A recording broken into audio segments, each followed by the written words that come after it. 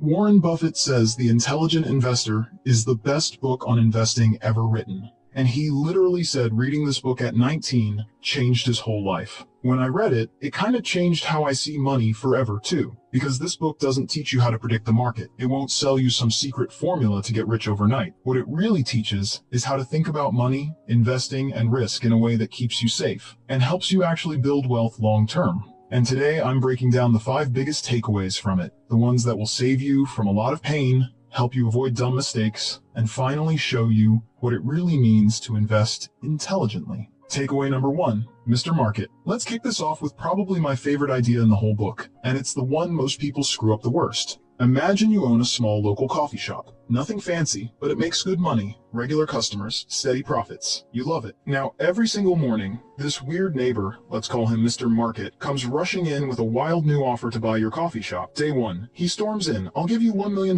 for this place. Coffee shops are hot right now. You're thinking, sounds insane, but noted. Next morning, Mr. Market drags himself in looking miserable. Coffee's dead, man. I'll give you $50,000 tops. You should sell before it's too late. Day after that, he's back. Good news, $700,000. I changed my mind again. Coffee's cool now, and this goes on every single day. Now here's the key question. Would you take him seriously? Of course not. You'd laugh. You'd roll your eyes. You'd say, bro, come back when you're sober. But weirdly, when it comes to the stock market, people listen to Mr. Market like he's some kind of financial wizard. Stocks go up, everyone's suddenly a genius. Stocks go down, everyone's crying and selling. Why? Because the market looks official. It's on screens, it's on the news, it feels serious. Graham's point is, Mr. Market's behavior is no more rational than your crazy friends. He's emotional, he's dramatic, he's obsessed with fear and greed, and most of the time, he's wrong. You don't have to sell your coffee shop just because he's feeling moody today. Same with stocks. So what's the smart move? Use Mr. Market's mood swings to your advantage. When everyone else is panicking, prices drop. That's when opportunities show up. When everyone's greedy and throwing money at stocks like it's free candy, maybe it's time to chill and not overpay. Think about this. During the 2020 crash, great companies like Microsoft, Apple, and Amazon got way cheaper. Not because they suddenly became bad businesses, but because Mr. Market was having a meltdown. The people who understood this principle didn't panic. They saw an opportunity. This is what Graham means when he says, the market is there to serve you, not to instruct you. Your job isn't to predict where prices go next week. Your job is to understand the value of what you own and act only when it makes sense. That's how you win long term. Not by trying to time every move, but by knowing when to sit tight and when to take advantage. Takeaway number 2, stop speculating. Alright, let's clear this up. Investing is not the same as speculating. Let me explain. Investing is calm, thoughtful, long term. It's like buying a house you actually plan to live in, raise a family in, build memories. You check the neighborhood, the plumbing, the schools. You don't just buy it because the price might go up next week. Speculating, though, that's like buying the house just because your barber said prices are going to the moon.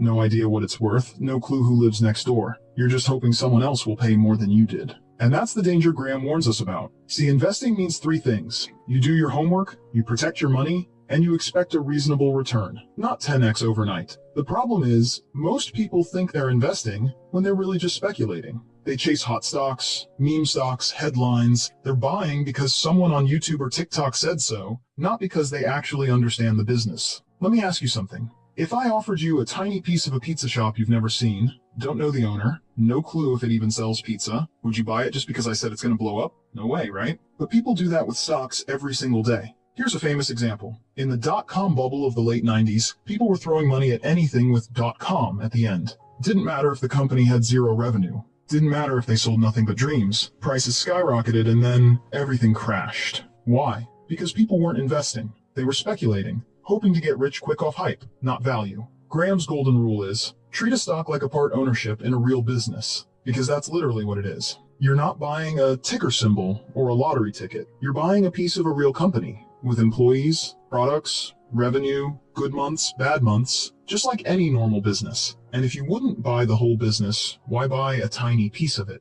That's the mindset shift. This doesn't mean you can't ever take risks, but if you do, you better know why you're doing it, what it's worth, and what your downside is if things don't go your way. Investing is boring at times, sure, but boring builds wealth. Speculation just builds screenshots of your account right before it crashes. If you treat stocks like businesses, not scratch cards, you're already way ahead of most people. By the way, if you're loving this so far and getting some good ideas out of it, do me a quick favor. Hit that like button, Maybe even subscribe if you want to see more videos like this. All right, back to business. Takeaway number 3, margin of safety. Let's make this super clear, because honestly, this is one of the smartest things Benjamin Graham ever taught, and yet, almost nobody talks about it properly. Here's the big idea. Don't pay full price for anything, especially not stocks, because no matter how smart you are, no matter how well you research, things can go wrong. The economy can flip, a company can mess up, the market can panic for no reason. You need a cushion, you need room for error. Think of it like this. If you're building a bridge and the trucks crossing it weigh 10,000 pounds, do you build the bridge to handle exactly 10,000 pounds? Of course not. You build it for 30,000, just in case. That extra strength is your safety margin.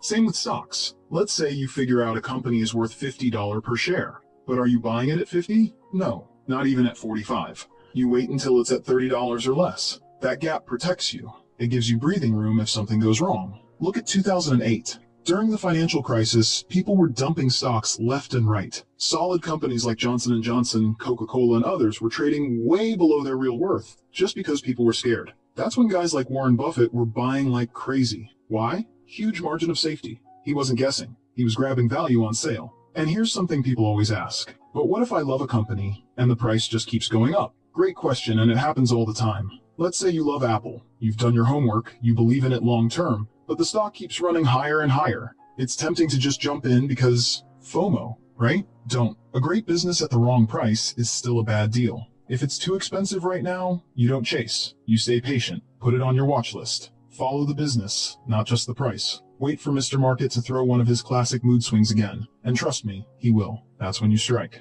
Warren Buffett once said, "The stock market is designed to transfer money from the impatient to the patient." Your edge isn't just knowing what to buy, it's knowing when to buy. You wait for that price where you've got room for error, where the risk is low, and the upside is solid.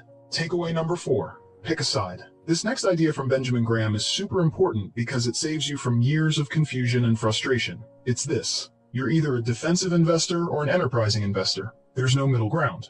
Let me explain this in the simplest way possible. Imagine 2 types of people at a gym. One shows up casually, jogs a little, lifts a few light weights, feels healthy, goes home. They're not trying to compete in bodybuilding. They just want to stay fit and not injure themselves. That's your defensive investor. The other person? They've got a plan, a coach, a meal prep routine, supplements. They track every workout. They want results, they want gains, and they're putting in serious time. That's your enterprising investor. Both are fine. Both are smart, as long as you know which one you are. If you're defensive, here's what that looks like. You don't chase stocks. You don't time the market. You don't treat CNBC like breaking news. You buy broad, boring, beautiful index funds like the S&P 500. Maybe sprinkle in bonds depending on your age. You invest consistently every month, whether the market's up, down, or sideways. That's dollar cost averaging. You check your portfolio once a year, rebalance if needed, and then you let compounding do its magic. This is how most people win long term. But if you're wired differently, if you love digging into businesses, reading financial statements for fun, hunting for undervalued stocks like a financial detective, then cool, go enterprising. That's what Warren Buffett used to do when he was younger. But know this, it's work, serious work, and it's not for most people. Graham was super clear on this. If you don't have the time, skill, or interest to research properly, be defensive. If you're obsessed, disciplined, and willing to outwork everyone else, go for enterprising. But don't try to play in the middle. That's where people get wrecked. They end up chasing trends, buying high, selling low, panicking when things drop. That's how people lose money and confidence. Takeaway number 5, emotional discipline. Let's talk about the part no one wants to admit. Your emotions are probably your biggest enemy when it comes to investing.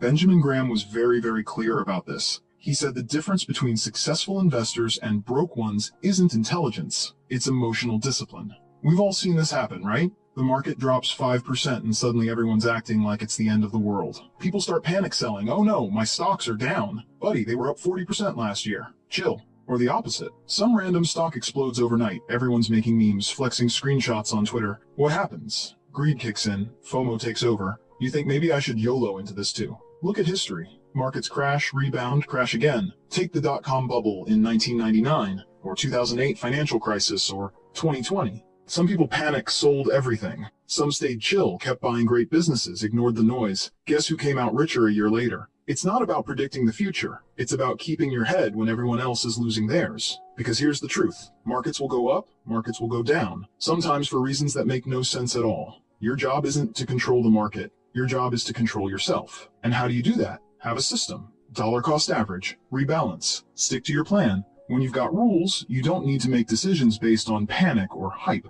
Think of it like flying a plane through turbulence. The pilot doesn't start yanking the wheel because of a little shake. They follow the system. Same with investing. Alright, let's wrap this up in a way that actually helps you when you go back to your money. Think of these 5 takeaways like parts of a puzzle. They work best together, not alone. First, you gotta treat stocks like owning a real business, not some magic ticket to fast money. Every time you think about buying something, ask, would I be happy owning this for 10 years, even if the price didn't move tomorrow? If not, skip it. Simple. Then, you protect yourself with a margin of safety. Don't chase stocks when they're running hot. Be patient. Wait for the price to give you a cushion, not a heart attack. This saves you from costly mistakes. Next, when Mr. Market throws a tantrum, you don't join the drama. Let others panic. You stay calm. Sometimes the best move is doing nothing. Then figure out who you are. If you don't want to babysit stocks, stick to index funds. If you love digging deep, go for it. Just commit. Don't float somewhere in the middle wasting time. Finally, master your emotions. This is the glue that holds everything together. Without discipline, none of this matters. Build habits that make it automatic. Dollar cost averaging, rebalancing, and ignoring the noise. If you use these together, they protect you from yourself, from hype, and from market madness. That's how this becomes practical. And hey, this book is a monster. What we just covered, that's barely scratching the surface. There's so much more inside. So if you want me to break down more lessons from this book, if you want a part 2 where we dive even deeper, drop a comment below and let me know.